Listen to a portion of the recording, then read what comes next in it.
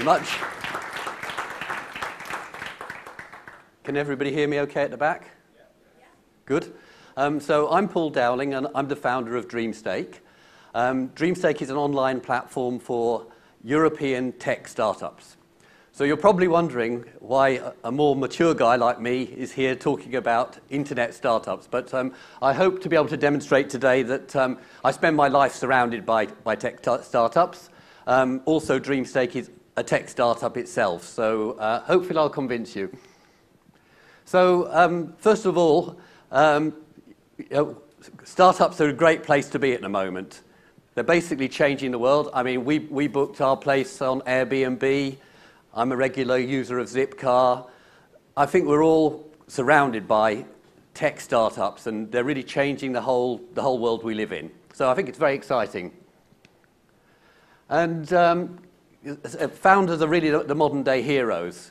What we're seeing now is everybody wants to be a tech founder. We're finding that stars like will.i.am are creating startups. We're finding models are calling themselves entrepreneurs. We're finding singers are. So, I think it's coming into everyday life. So what's the problem?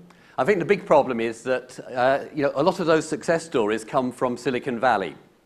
And what we'd like to see is much more happening here in Europe.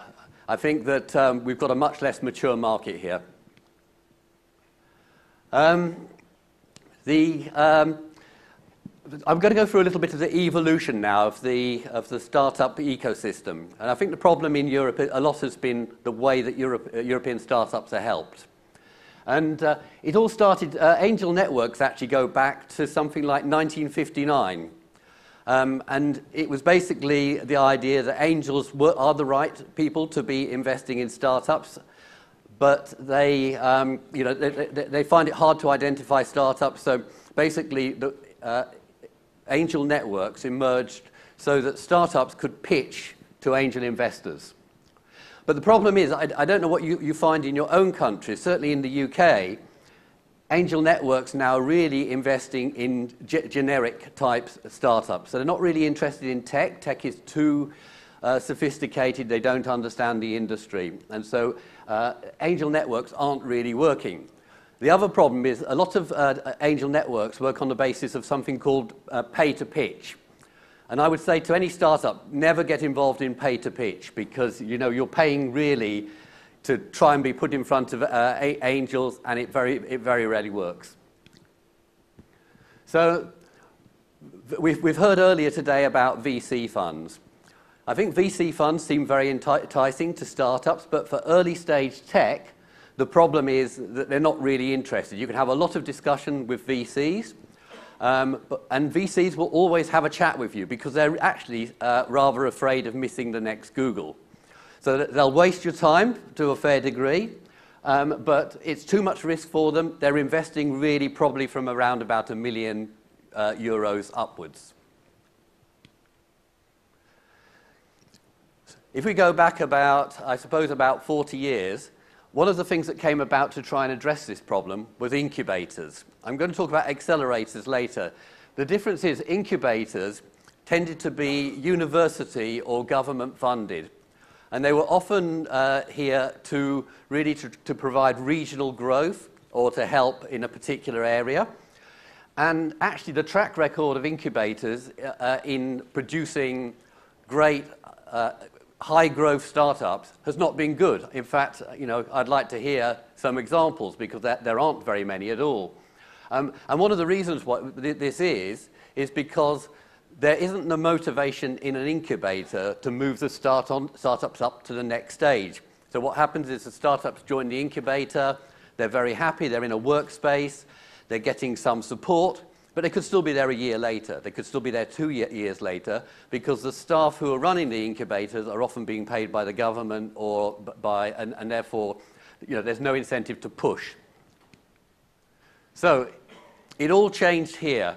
I don't know, perhaps you can put your hand, who knows Y-combinator? Probably about half the room. For those of you that don't know Y-combinator, it was a privately funded venture by a guy called Paul Graham in Silicon Valley. And the idea behind it was that they would put small amounts of money, mainly for subsistence, into each startup, put them on a boot camp type scenario for something like 12 weeks, give them lots of mentoring, lots of support, push like crazy, and put them through to a demo day, where at the demo day they brought in investors. And, you know, a very good model for Silicon Valley. And, oops, I think, here we go. Okay, so as we can see here, accelerators have had big impact in Silicon Valley. They've produced success stories like Dropbox, Airbnb, Wreck-It. I think that they've actually produced over 40 startups with a value of over $40 million. So they really are a success story in the States. And you can see the numbers and the impact here up to 2010 of growing success stories coming out of the accelerator model.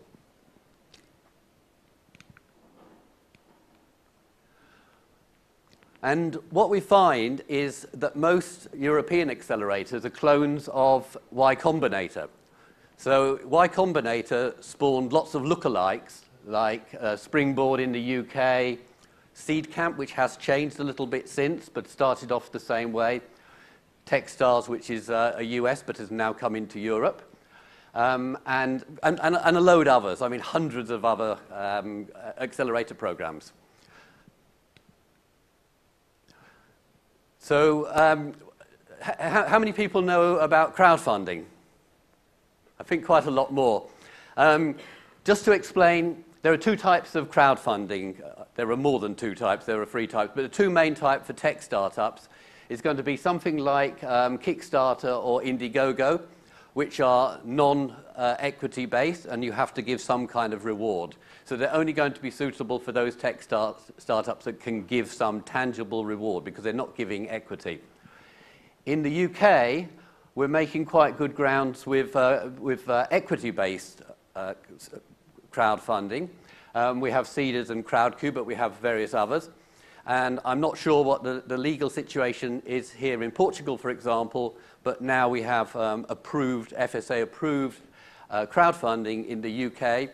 And it's a suitable way of probably getting up to around about 50K or something along those lines. It's becoming a replacement for what's called friends, family, and fools. So in the old days, you had to rely on those three sources of funding at early stage. Crowdfunding is moving in.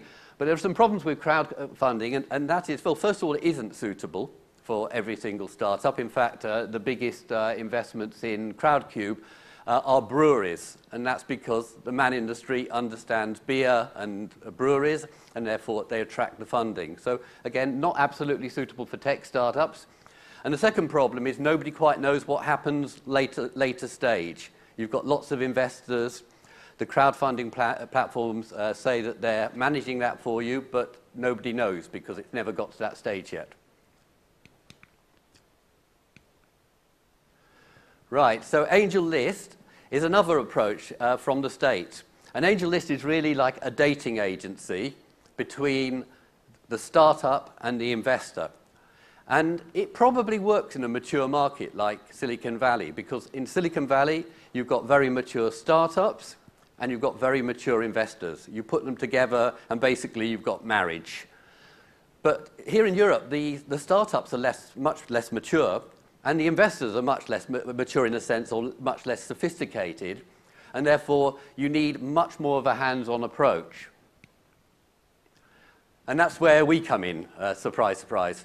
So DreamStake really matches the best of Angel List, the investment platforms, in that it's a network. It allows startups to come on board and to meet other startups, to meet accountants, lawyers, investors, mentors. It's a peer-to-peer support group, effectively. But it's also got components of Y-combinator because it's an online accelerator. We're running a full program. We run something called DreamStake Academy on a weekly basis. We're giving lots and lots of hands-on mentoring ourselves. and we're orchestrating it into a program. And as more and more, we're making it more of a universal program, so that it's aimed at every single startup in Europe. And as you can see on the right-hand side, there's an accelerator program. One of the unique things about the platform is that we have a rating system. I think we're the first people actually in the whole world to have a rating system that can rate startups from day one. And so we just heard from D&B, we probably plug the gap before they come in. And a lot of you are going to be thinking, how the hell do they rate startups? Well, it's all about individual skills and skills matching. It's about the quality of the team and a lot of elements like that. So one good example would be that a single founder team is much more attractive than a multi-founder team. So this is how it works. As a social network or a social platform, it attracts lots of people. We've got over 10,000 entrepreneurs on the platform already. We've got around about 500 startups. We make lots of buzz. We run lots of events. That attracts people onto the platform. That platform grows every single day. You can see the startups being created on the platform. It's all based on the API of LinkedIn. So as a founder, you join with your LinkedIn profile. You invite your team members with their LinkedIn profile. An algorithm calculates how strong that team is, and it also looks at things like whether it's co-working you're doing or whether you're working from home. It looks at whether you've incorporated your company. It looks at a whole host of measures. It's loosely based on something called the startup genome in Silicon Valley. So it's taking a whole set of metrics, and it's basically measuring the maturity of the startup very early stage. The network then connects you with resources that you need. So as I mentioned, it connects you with lawyers, accountants, with mentors, but I think more importantly with other startup founders, because being a startup founder is a very lonely existence, and it's good to be with other startup founders. The Academy provides free learning, so I should have said the platform is totally free as well. So, free platform, free Academy. We're searching at the moment for the best European startups. Those startups will join the platform, and we only take any reward on performance. So our accelerator is back-ended, so in the sense that we are looking for a very, very small percentage of the funding value. And as you can see, it's very startup sensitive because it's taking no charges until there's a level of some sort of performance or success. Yes, we're just at the moment, I mean, this is kind of hot off the press, but we're linking with a fund that is going to use our algorithm as part of the investment process. So it's going to be a scientific approach to investing in early stage startups. And that fund will be putting small amounts of money in at the front end of our accelerator program and pushing them on to larger amounts. It will be most favorable to those that are settling in the UK because we have this thing called SEIS, which is a seed enterprise investment scheme, which is a tax break of 78% from the UK government. So it's actually it's probably the most attractive place to invest in a startup in Europe at the moment, I would guess. And this is what we're trying to do. We've got, as I mentioned, we've got 500 startups on the platform at the moment.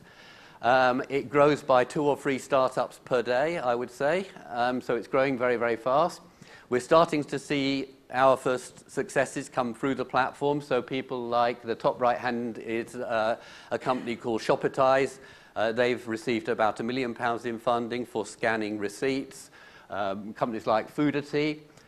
We've got some really, really interesting, exciting tech startups going through on the platform all the time. It's always interesting every day to see what's coming through. We do our best to showcase them. So once a month we have a demo day at Google Campus in London, where we're the biggest provider of events and interactions with the startup world. We bring in the startups when they've got to the level of a prototype or MVP. So we're really trying to get people to build those MVPs, to evaluate how good they are. We're looking for the best, and I think it's a great time for European startups. My goal in life is to persuade everybody to be a startup founder, and I think it's the time to do it. It's the most exciting thing you can be doing, and I think that's the end of my presentation. If anybody's got any questions, I'm very happy to answer them. Yes. Woo! That's a really great thing. Questions? Anyone? Hands? You can see one at the back there. Oh, yes. Okay, there's one. Excuse me. Right You're first.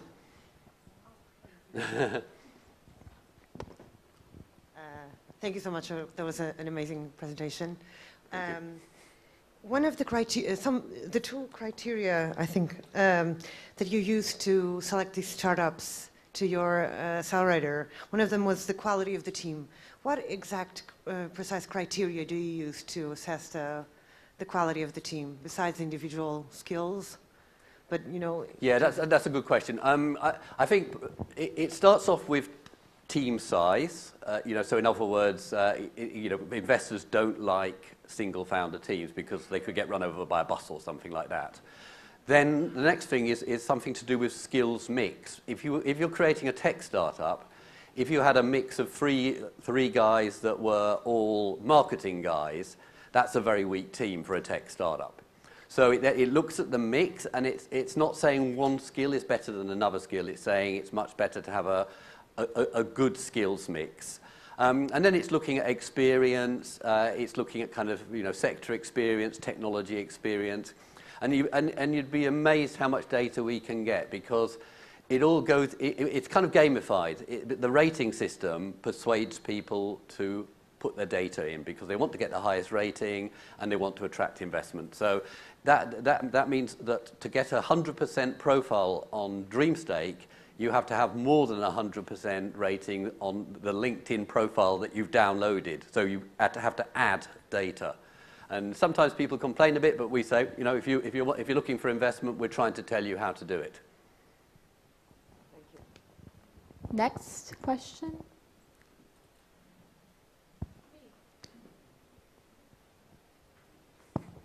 Hi. I know you talked briefly about crowdfunding, but don't you think crowdfunding is sort of changing the economy? And I would like to use it as an example, the Pebble smartwatch. It only raised 10 million only on Kickstarter and it continued to sell after that.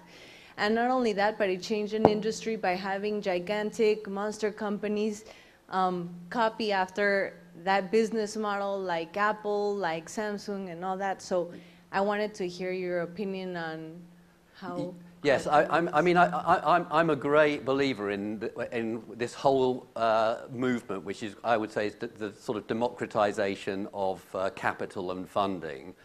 But even with that, even with that level of enthusiasm, I recognise that that crowdfunding is not going to be for everybody. It's just, it just simply isn't, because particularly in terms of high risk, so most internet startups, nobody's got a clue whether they're going to succeed or not at an early stage. So put it on a platform, get people to put money into it, and there's going to be an awful lot of disappointed people. It's much better when it's a tangible product like the Pebble or something that people can see. They can see it produced, they can see whether it sells, and they can have a few of them themselves and things like that. So I think it's going to creep in more and more with tech startups, and I think it's a good thing it does, because it will help at the very early stages. But I think a professional funding platform is also very valuable, because you get all the experience of the angel investors and the mentors and all of those people who can help the startups to succeed. Thank you. Oh, one more. One quick, what's the percentage of applications that get approved? So being a democratic platform, the platform itself is open to everybody, and I would say please all join. And anybody can create a startup on the platform, and anybody can get a rating, and anybody can come to the academy, etc., etc. But I think I don't have the figures at the moment because we've only just started the accelerator program, but we will set a rating level of around about 150 points. It's an open-ended, so you basically start on 0 points and you work your way up. And we will watch that measure very carefully. But being honest about it, we will want to cherry pick because the cherry picking is the way to get success. So we will be like Y-combinator, we will be like, you know, the more hard-nosed accelerators, because there's no point in being otherwise. You know, if you open up the criteria to everybody, you weaken the whole ecosystem. So our model is everybody can join, we'll help you as much as you can, you're never dead. You come into the accelerator and you're also not dead when you come out of it at the other end. So it's a long-term relationship basically that we're trying to create on the platform, and then certain people will be privileged to go through the actual accelerator program, and it's kind of never say never. So in other words, if you don't get there on the first attempt and you haven't met the criteria, we'll try and give more and more advice to get you, to the level that you can. Sorry? A mic is going. Hold on 1 second. And you still have time, so ask two if you want. Thanks. You mentioned earlier that you're using the LinkedIn API. Do you have a contract with them or something, or how do you do it? Or do you... The LinkedIn API is publicly available. Okay. Yeah, so you'll see quite a lot of different types of products, nothing to do with accelerators or startups, but you'll see quite a lot of products that are now based on the LinkedIn API. Some of them quite interesting. So, for example, you can have networking sites that are based on LinkedIn profiles. So it's a very useful tool, actually, if you're thinking of doing a startup. Yeah, okay, but I mean, you're probably placing several calls at a day.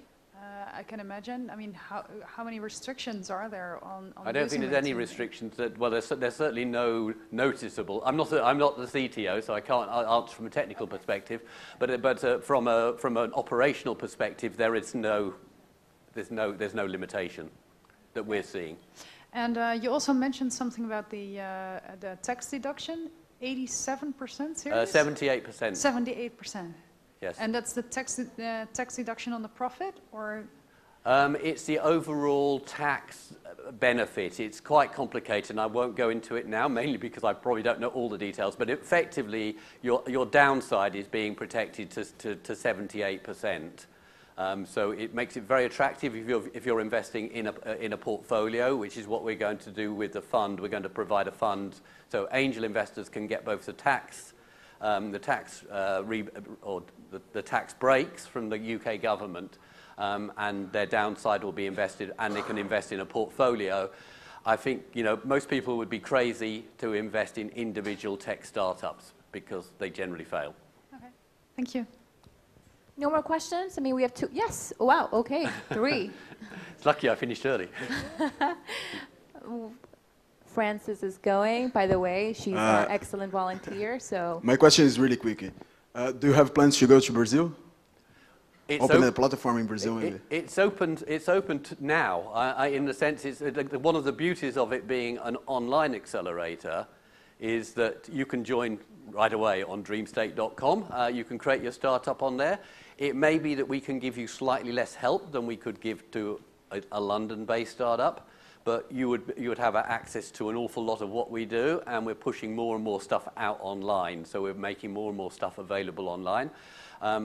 We would like to probably identify ambassadors in different countries to kind of roll out the model, because one of the things I should have said about the platform is it's a great platform for just launching events and stuff like that. I mean, it's got a complete events launch facility on the platform.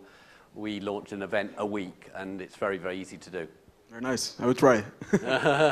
Good. I believe we had 2 more right here on your left. Thank you for a great presentation. Just one quick question. The startups that you take on your physical accelerator, what is the percentage of equity that you take versus the investment that you do? That will actually come down to the fund.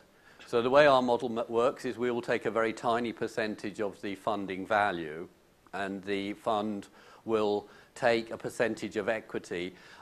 It will be somewhere in line with the sort of normal standards. The way we're contemplating doing this is almost with a slider, you know, so it's going to have an automated valuation technique whereby, you know, it will range from 3 or 4% up to 10% or something like that at the very beginning of the accelerator. So it'll be exactly in line with, you know, with somebody like Y-combinator or something along those lines. Yeah. And that is it. That's a wrap. Thank you so much. Okay, thank you.